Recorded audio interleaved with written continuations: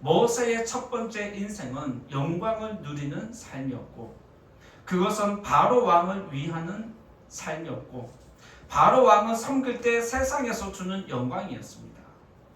그런데 세상에서 영광도 결국에는 한순간에 무너지면서 세상에서 도망치는 사람이 되었고, 40년 동안 자기의 모든 것을 비우는 시간, 자기를 돌아보는 시간을 가졌습니다.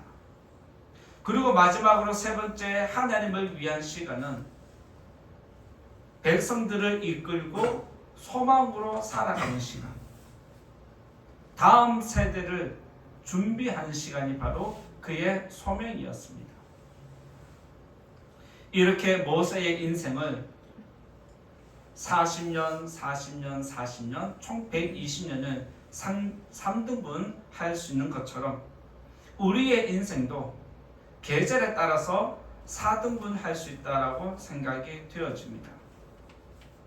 그래서 우리 나이를 생각을 해서 사계절에 맞추어서 말씀을 드릴 때 여러분들이 들어보시고 어떠한지 생각하고, 만약 이 계절이 맞아지면 그에 맞추어서 살아가는 성도님 되시면 좋겠습니다. 먼저 현대 1살에서 20살까지는 생동감이 느껴지는 때입니다. 그래서 20대까지는 생동감이 느껴지는 봄에 해당됩니다. 그리고 40대까지는 자신의 모든 열정과 에너지를 쏟아부어서 세상에서 열정으로 살아가는 것이 바로 여름입니다. 그리고 가을에 해당하는 60대는 세상의 것을 통해서 다시 자기를 돌아보는 시간으로, 숙연해지는 시간으로 만들어가는 것이 가을입니다. 그리고 80대까지는 바로 인생의 겨울, 모든 것이 움츠러드는 계절이라고 이야기할 수 있습니다. 여러분들이 이쯤 되면 한 번쯤 생각해 보시겠습니다. 가을은 겨울을 준비하는 시간이고, 봄과 여름에 수고한 것을 거두는 계절이라는 걸 알 것입니다. 그래서 11월 달은 외적으로 풍성한 계절입니다. 봄과 여름에 수고한 것을 가을에 거두어 들고 하나님께 감사로 올려드린 것이 지난주일 추수감사주일이었습니다. 그래서 지난 한 해를 돌아보면서 우리에게 풍성한 은혜가 무엇인지, 소소한 은혜가 무엇인지 찾아내서 감사하자라고 말씀드렸습니다. 이렇게 여러분들이 감사의 제목들을 찾아서 하나님께 올려드린 것, 하나님께서 여러분의 감사한 마음, 그 믿음을 꼭 받아주시고 여러분의 영혼과 가정에 더 풍족한 은혜와 소소한 은혜들로 채워주시기를 예수님 이름으로 축원드립니다. 사계절 중에서 가장 엄숙해지는 시간이 있다면, 숙연해지는 시간이 있다면 가을입니다. 가을에 생각이 많아지는 것을 보게 됩니다. 왜 가을에, 특히 11월 달에 사람들은 생각이 많아질까요? 그것은 우리의 살아온 모든 시간들이 거의 11월 달에 평가가 이루어지기 때문에 그렇습니다. 평가는 12월 달에 이루어진 거 아닐까요? 라고 생각할 수도 있습니다. 그런데 모든 평가는 11월 달에 다 끝나게 되어 있고 결과만이 12월 달에 나타날 뿐입니다. 가을은 수확의 계절인 만큼 사람들은 무의식적으로 자기의 삶을 돌아봅니다. 찬바람이 불고 낙엽이 떨어지는 자연을 보면서 나의 인생도 저 나무와 같구나라고 생각을 하기 시작합니다. 그리고 자연의 이치를 보고 나의 인생을 거기에 대입을 시키고 적용시키는 것이 바로 우리의 성숙한 인생이고 바로 우리가 가을에 접어들었다는 의미이기도 합니다. 그러면서 우리들은 자기를 평가합니다. 잘했다, 못했다. 잘 살았다, 못 살았다.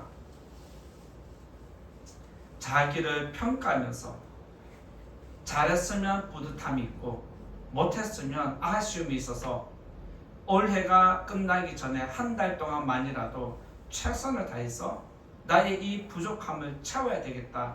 이런 열정도, 이런 뜻을 정하게 됩니다. 오는 목요일에 수험생들이 수능을 치르게 됩니다.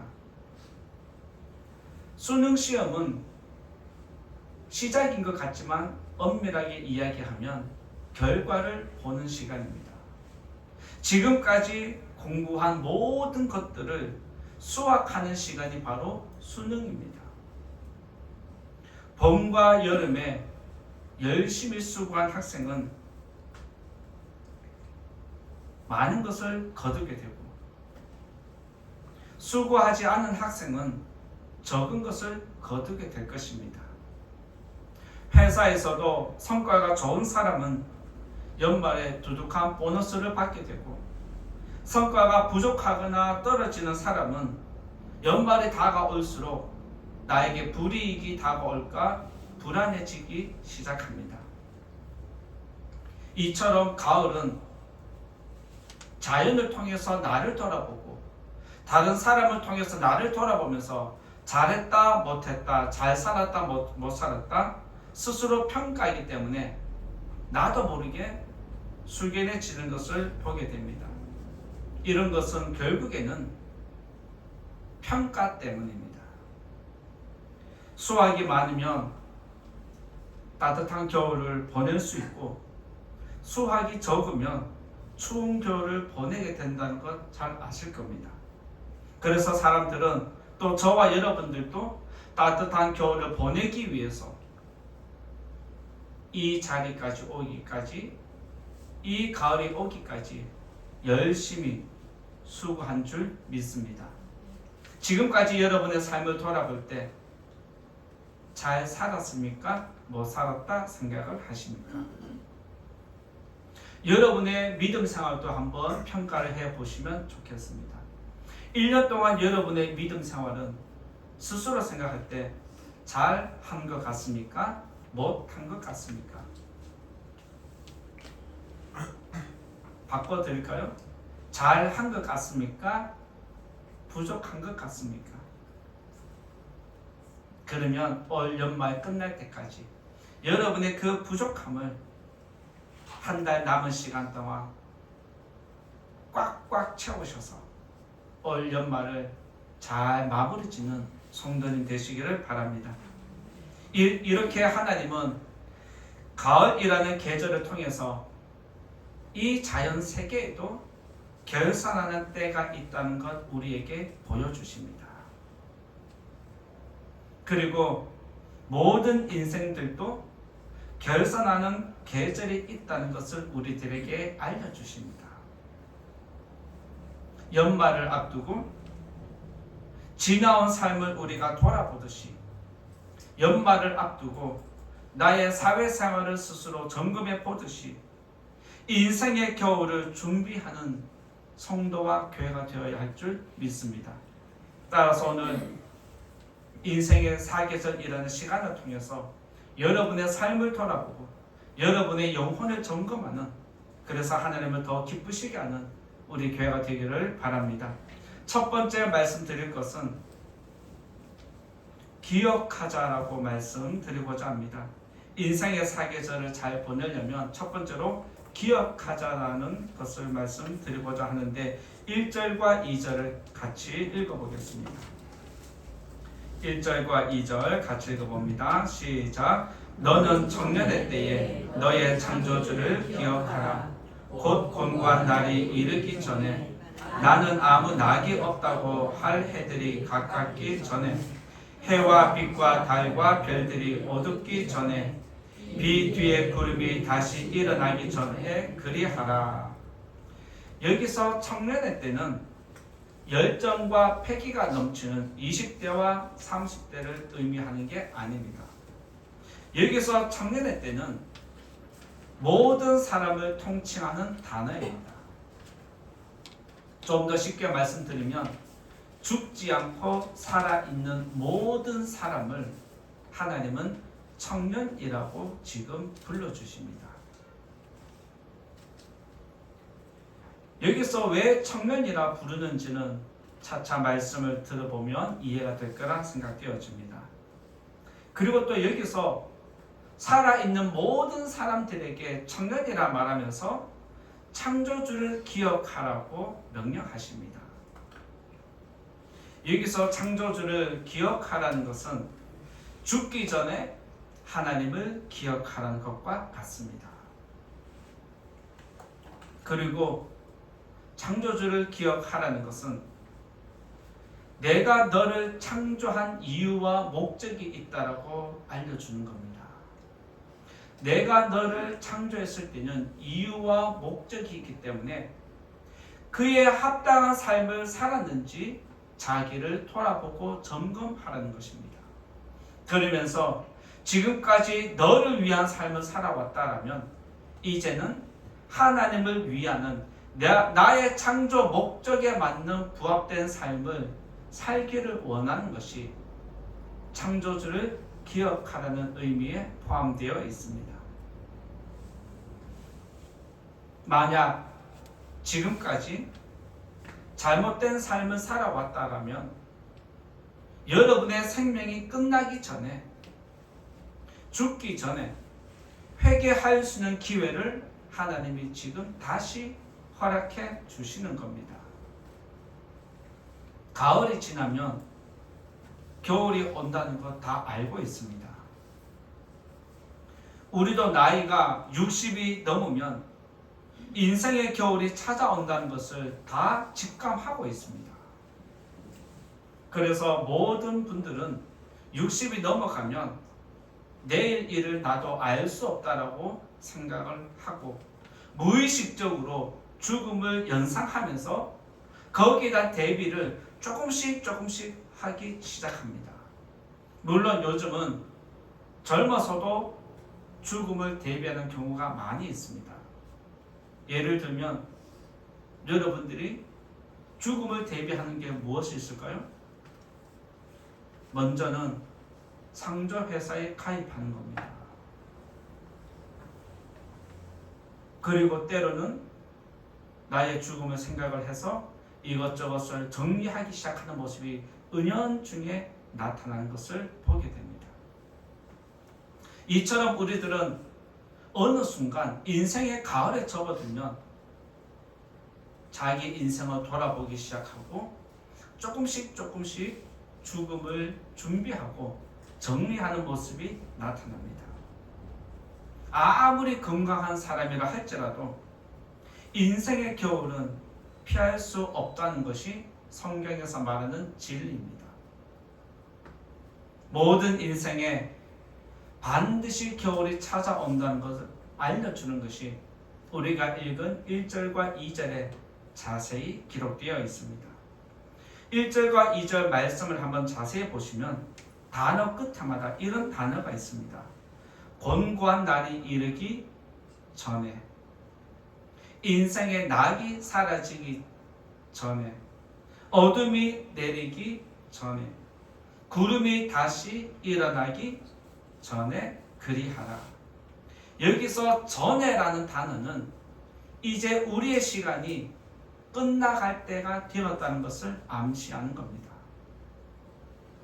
그리고 그리하라는 단어를 넣어두는 것은 죽음이 임하기 전에 우리의 인생이 곧 겨울이 닥치기 때문에 창조주를 기억하고 창조주를 찾아서 너의 삶을 돌아보고 회개하라는 겁니다.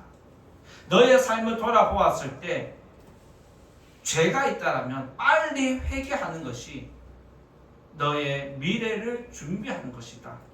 인생의 겨울을 준비하는 것이다. 알려주는 겁니다. 우리가 죽기 전에 왜 창조주를 기억해야 할까요? 이것은 죽음 이후에 결산하는 시간이 있다는 뜻입니다. 7절에 있는 말씀을 보면 흙은 여전히 땅으로 돌아가고 영은 그것을 주신 하나님께로 돌아가기 전에 기억하라. 우리 영혼은 어디로 돌아간다? 하나님께로 돌아간다는 것을 지금 전제하고 있습니다. 즉 인생도 반드시 결산할 때가 있는데 그 결산을 누구 앞에서 하느냐? 하나님 앞에서. 그 하나님이 누구냐? 창조주라는 것을 알려줍니다. 하나님은 세상을 창조하셨을 때 선하게 창조하셨고 창조한 것을 보실 때마다 아름답다라고 말씀하셨습니다. 그리고 저와 여러분들을 사람을 창조하신 이후에도 하나님이 기뻐하셨다라고 말씀하시고 사람들도 자신의 형상을 따라서 선하게 만들었다라고 기록해 두었습니다. 이렇게 하나님은 천지를 창조한 모든 것을 아름답게 만드셨습니다.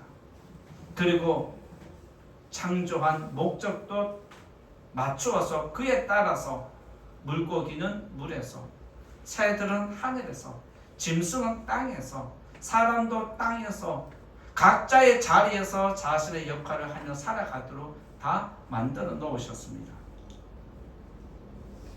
하나님께서 이 세상을 창조하신 이유와 목적도 있지만 저와 여러분들도 창조하신 이유와 목적이 있습니다. 그것을 알려주는 것이 이사야 43장 7절에 있습니다. 이사야 43장 7절에 보면 하나님이 저와 여러분들을 창조하시고 부른 목적을 이렇게 가르침을 주고 있습니다. 내 이름으로 불려지는 모든 자, 곧 내가 내 영광을 위하여 창조한 자를 오게 하라고 말씀하십니다. 즉 내가 내 영광을 위해서 창조했다.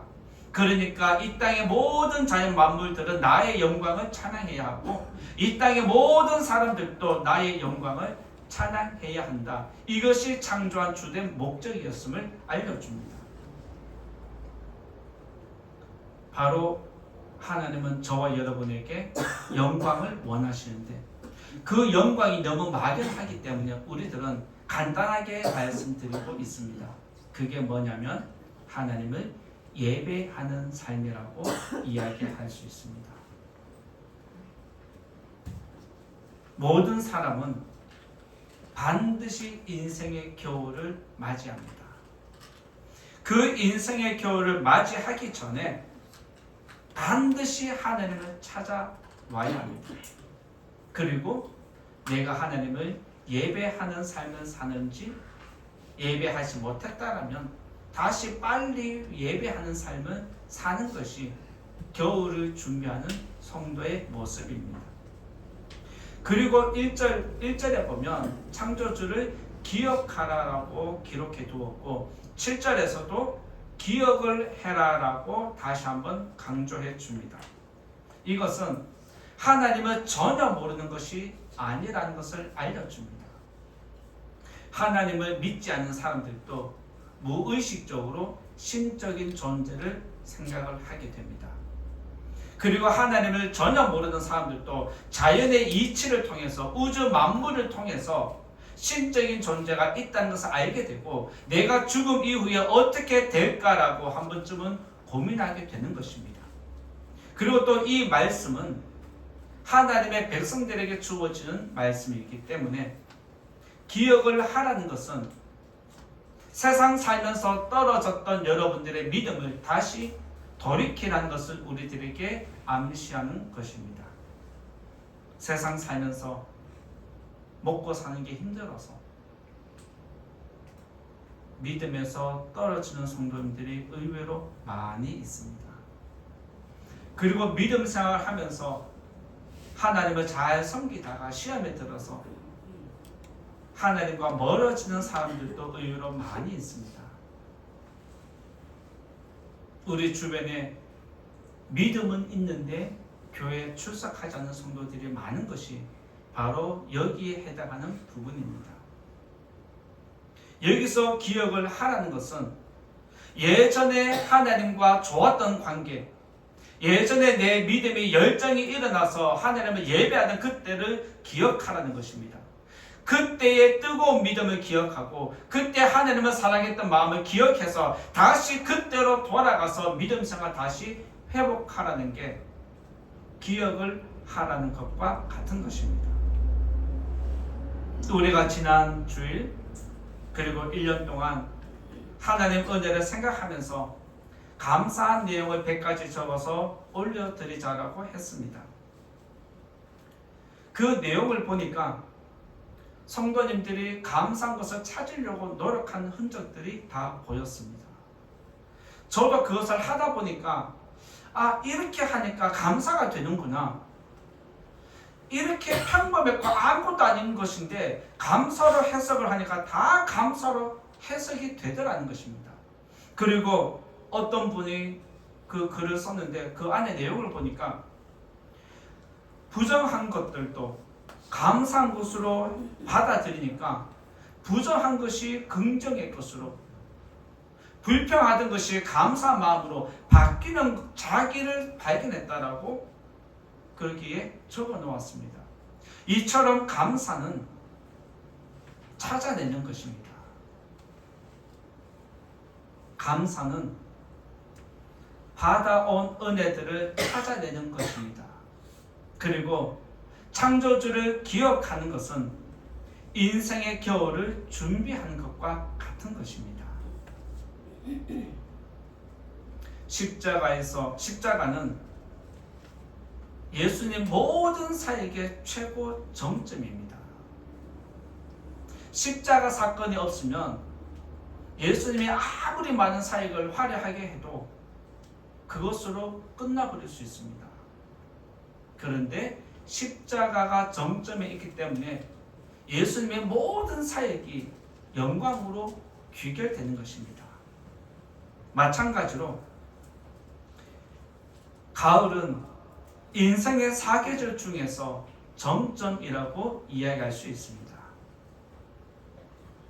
여러분의 인생의 삶을 돌아볼 때 힘든 때가 있었을 것이고 열정이 있었을 때가 있는데 여러분들이 지금 내 인생이 가을에 접어들었다라고 생각을 하면 지금 삶을 돌아보면 물질적으로나 여러분의 삶의 환경이나 다 지금 정점에 있는 것을 보게 됩니다. 지금 세상을 보면 가을에 해당하는 어른들이 가진 것이 많고 시간이 많아서 여행을 많이 다닙니다. 그런데 여름에 해당하는 청년들은 지금 먹고 살 게 없어서 이것이 없어서 힘들고 이것이 있으면 저것이 없어서 힘들고 무엇인가 하나 계속해서 결여되어서 힘든 삶을 살아가는 모습이 나타나고 있습니다.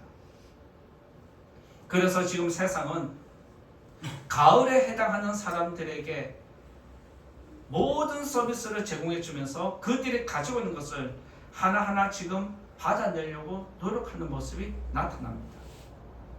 이처럼 가을은 우리 인생의 사계절 중에서 가장 정점에 이르러 있다 이야기할 수 있습니다. 그래서 이 가을은 우리가 정점에서 누릴 수도 있지만 돌아볼 수도 있어야 한다는 것 기억해야 됩니다. 자칫 잘못하면 누리다가 겨울을 준비 못할 수도 있습니다. 성도님들 중에 김장을 하신 분도 있을 겁니다. 그리고 또 김장할 계획도 있는 분이 있을 겁니다. 김장은 무엇을 대비하는 것일까요? 겨울에 먹을 김치를 미리 준비해 두는 것입니다. 그렇죠? 겨울에 먹을 것을 언제 준비합니까? 가을 이때 준비하는 것입니다. 마찬가지로 우리 인생의 겨울도 언제 준비해야 되느냐? 가을에 준비하는 것입니다. 자연의 계절은 이번에 단풍놀이 못 가면 내년에 또 가면 됩니다. 이 일 저 일로 단풍 구경 못하면 아쉬움이 있으면 내년에 가면 되지라고 생각을 합니다. 자연의 계절은 다시 돌아오지만 인생의 가을은 다시 돌아오지 않습니다. 한번 지나간 인생은 그것으로 끝이라는 말입니다. 인생의 겨울이 오기 전에 아직 우리에게 건강이 있어서 믿음이 그나마 있을 때 창조주 하나님을 기억하고 이 자리에 나와서 하나님을 예배하는 숙연한 성도님, 겸손한 성도님 모두가 되시기를 예수님 이름으로 축원드립니다. 두 번째로 말씀드릴 것은 준비하자라고 말씀드리고자 합니다.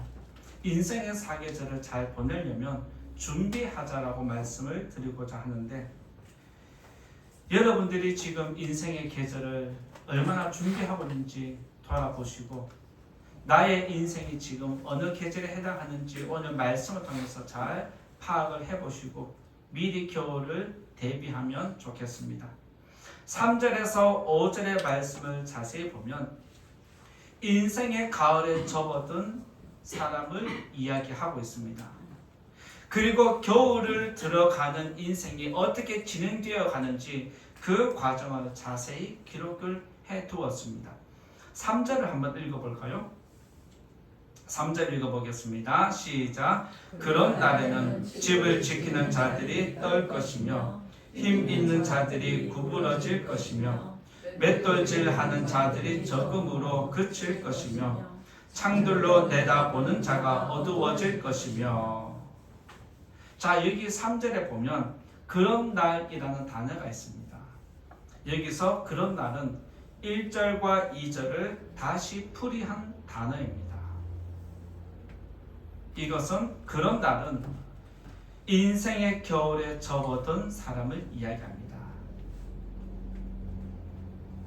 그리고 3절에 집을 지키는 자들이 떤다라는 단어가 있습니다. 무엇일까요? 집을 지킨다는 것은 우리 몸을 지킨다는 의미입니다. 그러면 무엇이 떤다는 뜻일까요? 우리 집을 지탱해주는 다리에 힘이 없어서 다리가 떨리게 된다는 것입니다. 우리가 손에 힘이 있어서 마음대로 무엇을 다 해내던 그 능력의 손이 이제는 힘이 없어서, 손에 힘이 없어서 뭘 하나 잡아도 떨린다는 것을 이야기합니다. 그리고 힘 있는 자들이 구부러진다는 것은 우리 몸을 지탱해 오던 그 허리가 이제는 아프기 시작하고 허리가 굽어지기 시작한다는 뜻입니다. 맷돌질하는 자들이 적어진다는 것은 나이가 들수록 우리의 이빨이 하나씩 하나씩 빠지기 시작한다는 뜻입니다. 창들로 내다보는 자가 어두워진다는 것은 갈수록 우리 눈이 침침해져서 내 마음대로 볼 수 없는 상태를 이야기합니다. 오늘 제가 말씀을 읽다가 잠깐 실수했는데 눈이 침침해져서 그렇습니다. 저도 서서히 가을을 지나서 인생의 겨울로 접어드는 찰나에 있다는 것을 이야기합니다. 그리고 4절에 있는 말씀 한번 읽어볼까요? 4절을 읽어봅니다. 시작. 길거리 문들이 닫혀질 것이며 맷돌 소리가 적어질 것이며 새의 소리로 말미암아 일어날 것이며 음악하는 여자들은 다 쇠하여질 것이며. 여기서 길거리 문들이 닫힌다는 것은 사회생활이 끊어지기 시작한다는 겁니다. 사회생활이 끊어진다는 것은 무엇을 의미할까요? 세상과 서서히 멀어지기 시작하고 이제는 사회활동이 줄어들면서 집안에 갇혀 있을 경우가 더 많아진다는 것을 이야기합니다. 맷돌 소리가 적어진다는 것은 이가 빠져서 음식을 마음껏 먹지 못하는 상태를 이야기합니다. 3절에서 맷돌질하는 자들이 적다는 것은 이빨이 빠진다는 것을 이야기하고, 여기서 맷돌 소리가 작아진다는 것은 음식을 씹어먹는 소리가 이제는 줄어든다는 뜻입니다. 나이가 들면 서서히 식욕이 줄죠. 식욕이 줄면 음식물을 적게 먹게 되고, 이빨이 빠지다 보면, 약해지다 보면 저절로 음식을 또 적게 먹게 됩니다. 그 뜻입니다. 그리고 새소리에 일어난다는 것은 예민해져서 잠을 이루지 못한다는 것을 이야기합니다. 젊은 사람들은 누우면 끝입니다. 누우면 아침입니다. 그런데 가을에 접어들고 겨울로 가까이 갈수록 잠기가 밝아져서 사소한 소리에도 깨기 시작합니다. 깊은 잠을 못 잔다는 뜻입니다. 그리고 음악하는 여자가 다 쇠하여진다고 하는 것은 목소리마저 약해진다는 뜻입니다. 노래를 예전처럼 부르고 싶어도 부를 수 없는 때가 다가온다는 뜻입니다. 이 말씀을 생각을 하면서 제 목소리를 제가 싫어하거든요.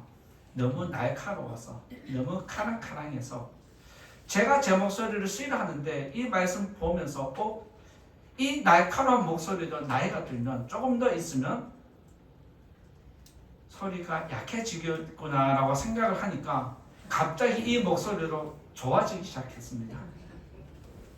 여러분들도 지금 가지고 있는 거 시간이 지나면 사그라들 수 있습니다. 지금 여러분들이 가지고 있는 것 누리셔야 됩니다. 지금 여러분들이 가지고 있는 것, 예전에 비해서 이만큼 쇠퇴했는데요 라고 하지만 이제 그것마저도 사라질 수 있다는 걸 기억하고 감사로 받고 감사로 해석하고 감사로 적용하는 성도님 되셔야 됩니다. 그렇게 살아가시기 바랍니다. 그렇게 해석하시기를 부탁을 드립니다. 그리고 또 5절 말씀 한번 읽어볼까요? 5절을 읽어보겠습니다. 시작. 또한 그런 자들은 높은 곳을 두려워할 것이며 길에서는 놀랄 것이며 살구나무가 꽃이 필 것이며 메뚜기도 짐이 될 것이며 정욕이 그치리니 이는 사람이 자기의 영원한 집으로 돌아가고 조문객들이 거리로 왕래하게 됨이니라. 여기서 높은 것을 두려워한다는 것은 조금만 높아져도 올라갈 자신이 없어집니다. 젊을 때는, 한창일 때는 산을 뛰어갔다라는 표현을 쓰십니다. 그런데 이제 어르신들을 모시고 어디 가면 저 높은 거 어떻게 올라가요? 라고 스스로 자포자기하는 어른들을 많이 보게 됩니다. 그만큼 높은 곳이 부담스러워지기 시작을 합니다. 우리 교회가 3층인데 올라오는 거 부담스럽지 않으신가요? 3층 올라오는 게 부담스러우면 내가 지금 가을로 접어들었구나, 이제 겨울로 가는구나 생각하셔야 됩니다. 이만큼 우리들은 어느 순간 높은 곳이 부담스러워집니다. 그래서 3층과 4층은 어른들이 못 올라오기 때문에 3층, 4층을 뛰어다닐 수 있는 젊은이들이 모이는 업소가 많이 있습니다. 한번 여러분들이 상가를 가는데 엘리베이터가 없는 상가 3층, 4층을 자세히 보시면 어른들이 많이 갈까요? 학생들이 많이 갈까요? 생각을 하면서 보시면 대체적으로 상가 3, 4층은 학원이 많이 있습니다. 학생들은 1, 2층이나 3, 4층이나 상관없습니다. 그리고 또 3, 4층은 태권도 하는 학원들이 많이 있습니다. 그래서 젊은이들은 3, 4층 거뜬 뛰어 올라갑니다. 그런데 어른들은 3, 4층이 아니라 1층, 2층에서 머무르는 경우가 많이 있습니다. 이렇게 높은 것을 두려워하는 것은 당연한 이치라는 뜻입니다. 그리고 길에서 놀란다라는 것은 작은 소리에도 깜짝깜짝 놀라서 심적인 것이 약해지는 것을 보게 됩니다. 마음이 약해지고 열어집니다. 그래서 어른들을 잘 섬겨야 됩니다. 사소한 것에 놀라기도 하고 사소한 것에 잘 삐지기도 하십니다. 그래서 어른들은 두려움이 많이 일어납니다. 그리고 살구나무에 꽃이 피는 것은 백발을 의미합니다. 살구꽃이 무슨 색인지 알고 계시죠? 네, 바로 살구꽃이 너무 희어서 아름다워 보이는, 눈이 내린 것처럼 이뻐 보이는데 백발이 되면 가을이 되었다, 이제 겨울로 접어들었구나 라고 생각을 하기 시작합니다. 그리고 이쯤 되면 메뚜기도 짐이 된다라는 표현을 합니다. 메뚜기가 무거울까요? 가볍죠. 그런데 그조차도 무겁다라는 표현을 쓰지 않습니다. 짐이라는 표현을 쓰고 있습니다. 즉 이것은 아무것도 아닌 그 가벼운 것조차도 들고 다니는 것이 너무 힘들다는 것을 의미합니다. 물건 하나 드는 것도 귀찮아지고 이제는 들고 다니는 것도 싫어진다는 뜻입니다. 그래서 성도님들이 30대, 40대, 50대까지는 성경책을 잘 가지고 다닙니다. 그런데 60대, 70대가 되면 성경책을 웬만하면 안 가지고 다니고 싶어 합니다. 그리고 70이 넘어가고 80이 되면 성경책 교회 가면 다 있는데요 라고 하고 오십니다. 만약 내가 성경책 들고 교회 오는 게 힘들다라고 하면 내가 지금 가을에 왔구나 라고 생각을 하시면 됩니다. 이제는 그것도 귀찮아져서 교회 가면 있는데요 라고 생각을 하면 내가 지금 겨울에 접어들었구나 라고 생각을 하시면 됩니다. 그게 싫으시면 힘이 있을 때 성경책 가지고 다니시고, 그게 싫으시면 성경책 한 번 더 눈으로 읽으시고, 그게 싫으시면 소리 내어서 성경책을 읽으시기를 바랍니다. 인정하기 싫지만 인정해야 하는 것이 바로 우리가 가을에 접어들었기 때문입니다. 그리고 정욕이 그친다는 것은 마음에 원하는 것이 사라진다는 뜻입니다. 10대, 20대, 30대, 40대, 50대는 가지고 싶은 거, 하고 싶은 거 너무 많아요. 너무 많아서 도대체 무엇을 해야 할지 힘들어요. 그래서 대학교를 지나가는 학생들을 보면 미래가 하고 싶은 게 너무 많아서 헷갈려요.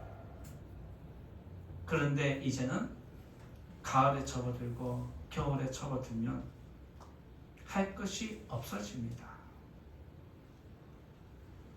그리고 모든 욕망이 사라지고 이제는 가만히 있다가 죽을 날만 기다리는 것이 인생의 가을, 겨울에 접어드는 성도의 모습입니다. 그리고 여기서 끝에 보면 자기 집으로 돌아간다라고 하는데, 여기서 자기 집은 무덤을 의미합니다.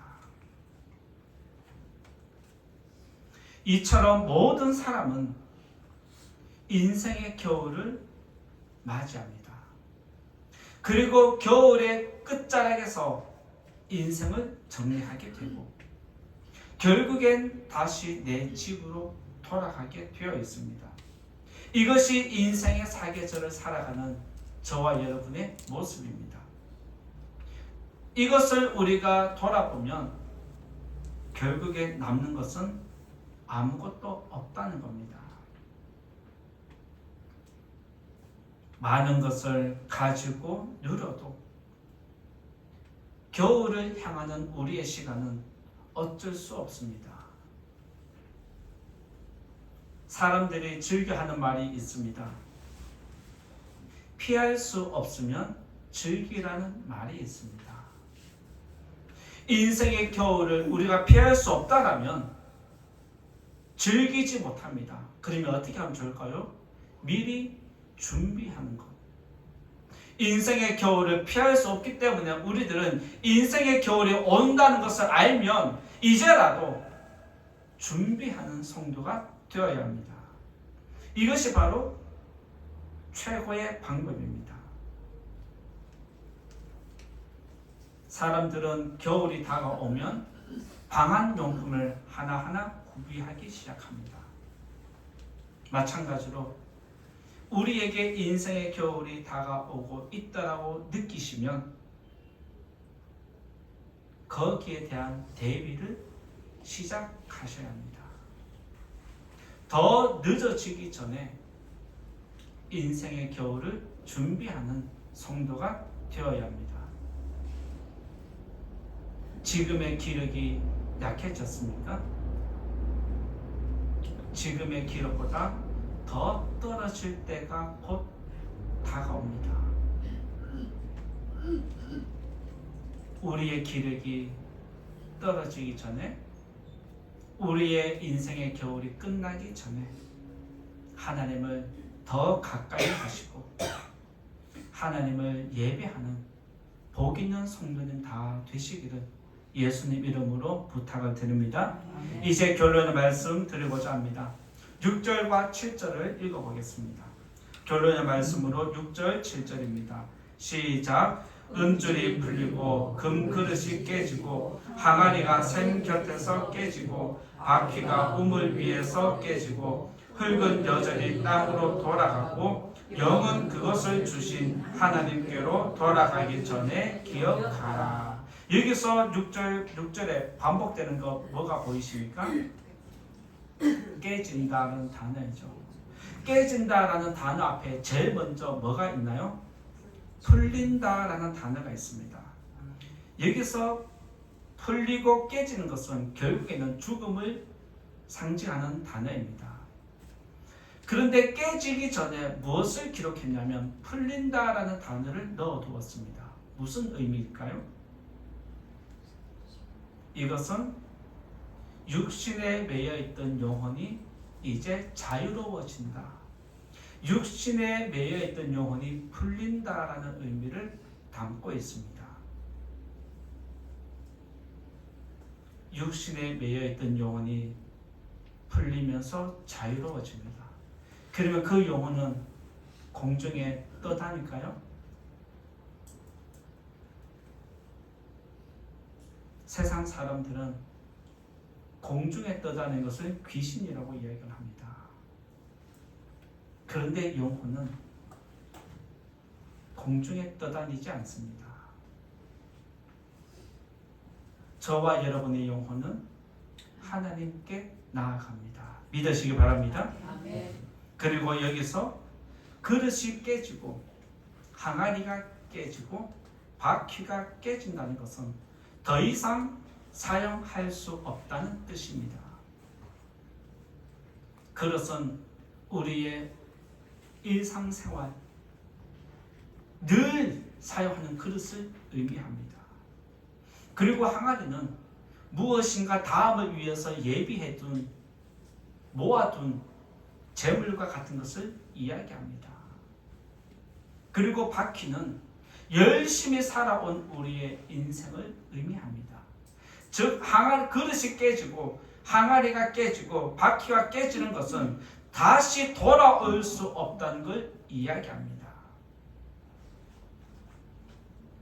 영혼이 한번 자유로워지면, 영혼을 담아둔 그릇이 깨지면 이제 그 영혼은 돌아갈 수 없습니다. 죽음으로 끝나버린 우리의 육신도 다시 돌이킬 수 없다는 뜻입니다. 그래서 하나님은 7절에서 흙은 땅으로 돌아가고 영은 그것을 주신 하나님께 돌아간다라고 기록을 합니다. 즉 영혼은 어디로 돌아간다? 하나님께 돌아가는데 그 영혼이 어디서 나왔다? 하나님에게서 나왔다는 것을 다시 알려줍니다. 저와 여러분의 영혼이 하나님의 창조로 시작되었고 다시 결국에는 하나님께 돌아갑니다. 그리고 하나님 앞에서 모든 영혼은 결산하는 때가 있습니다. 이렇게 하나님은 자연의 이치에 따라서 뿌릴 때가 있으면 거둘 때가 있다는 걸 알려주십니다. 가을은 뿌린 것을 거두기도 하지만 겨울을 준비하는 마지막 시간입니다. 봄이 있어야 여름이 있고 여름이 지나야 가을이 오듯이 가을이 없으면 봄과 여름은 아무것도 아닙니다. 가을이 있기에 봄이 있고 가을이 있기에 겨울이 있는 것입니다. 그래서 모든 인생의 사계절 중에서 가장 중요한 것은 가을입니다. 모든 시간이 소중하지만 인생에서 가장 소중한 시간은 바로 죽음을 앞둔 시간임을 기억해야 합니다. 가을은 인생의 겨울을 준비하는 마지막 기회라는 사실을 기억하고 여러분에게 다가올 겨울을 미리 준비하는 성도님 되시기를 부탁을 드립니다. 알곡은 곡간에 들이고 죽정이는 불에 던진다는 예수님의 말씀이 있습니다. 인생의 겨울이 오기 전에 창조주를 기억하고 하나님을 가까이 하는 복 있는 성도님 모두가 되시기를 예수님 이름으로 축원드립니다. 말씀을 생각하면서 같이 기도하면 좋겠습니다. 하나님, 우리에게 인생의 사계절이 있다는 걸 말씀해 주셨는데 자연의 이치를 보고 우리의 인생에도 겨울이 있다는 것을 깨닫게 해달라고 기도하시고 또 우리가 하나님 뜻에 부합하지 못한